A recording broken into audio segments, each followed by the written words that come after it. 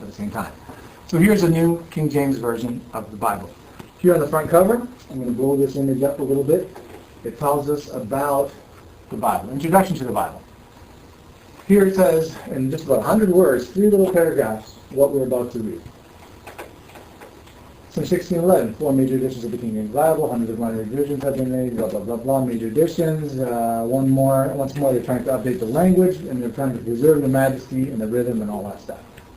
Now, as a Muslim, when I read this, I believe God is perfect. I believe that God is perfect. I believe that God revealed His scriptures to people in a certain language, in a certain place, because He's perfect. He knows why He did that. We don't have to know why He does. Things are perfect. He has to be perfect. So, the next question is, who is making additions to God? Who is revising God? Who is deciding to update these scriptures? Is God doing it?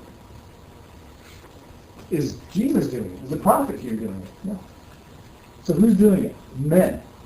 Men sitting together claiming that they have inspiration from God or whatnot, that they are doing this. Are they worthy enough to be doing that?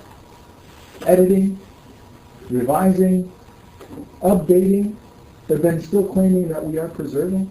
You can't do that. In Islam, that is a big, big, big deal. You cannot change the words of God, because the words of God were sent for a reason. They were supposed to be preserved in that original form, not changed. See, if I'm human, if I write a letter or an article, I give it to an editor, they can improve it. They'll write it better. And we wait a couple more weeks, we give it to another editor, and he can modify it, and it keeps getting better and better and better. Because none of us are perfect. So every time someone looks at it, it gets better and better. But when you have something perfect, and you change one letter in it, you destroy it. Because humans, because we are not perfect, we can't even put something perfect back together again. Because we're imperfect. So this is how we interpret that. So do we agree with the Bible? Yeah. As long as the Bible agrees with the Quran, we are in agreement. Like I said, the Bible says Abraham was ordered to sacrifice his son, Isaac. The Quran says he was ordered to sacrifice his son, Ishmael. Read them both for yourself. Read Genesis. Read it. Open your mind and read. Read it clearly. Take notes. Abraham had 2 sons. His first son was Ishmael. The Bible very explicitly says he was ordered to sacrifice his only son, and then it says Isaac. Very awkward. So the messengers. We believe that all the prophets that were sent for guidance, to guide man to God, like a GPS system. God is telling us, each one of us, in our soul, we are going to be asking ourselves at some point in our life, why are we here? What is all this about? What happens when we die? Every single human will ask these questions because God placed these in us to seek Him out. And God sends messengers with a message to answer your questions. Okay? And we believe in all the five revealed, these are all divinely revealed, but we feel that over time they all have been changed, altered, edited, updated, changed. The only one that has not, and is still preserved and is still used today in a common living language in Arabic, is the Quran. So who's Muhammad? So Muhammad was a man born in Mecca. He received prophethood at the age of 40, and he received revelation for 23 years. So until the age of 63. At age 63, he died. He died and he was buried. He was buried in Medina. In that 23-year period, he eliminated the idol worship from the entire Arabian Peninsula. He unified the entire country. Warring tribes, different factions, they all came together under the belief of one God. Okay? He elevated the status of women. He promoted kindness to animals and the environment. And the biggest miracle of life, just like similar miracles that Jesus performed where he fed hundreds of people, same thing. He did all these things. He saw people falling because he saw there was an army of 1,500 people. They had no water except a little vessel. He put his hand in the vessel and water gushed forth and everybody was able to drink. Similar stories and similar miracles.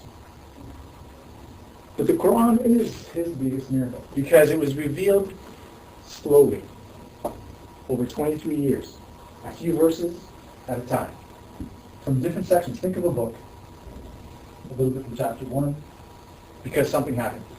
Something else happens, they need revelation, something from chapter 25, something from chapter 6, a few verses from chapter 9.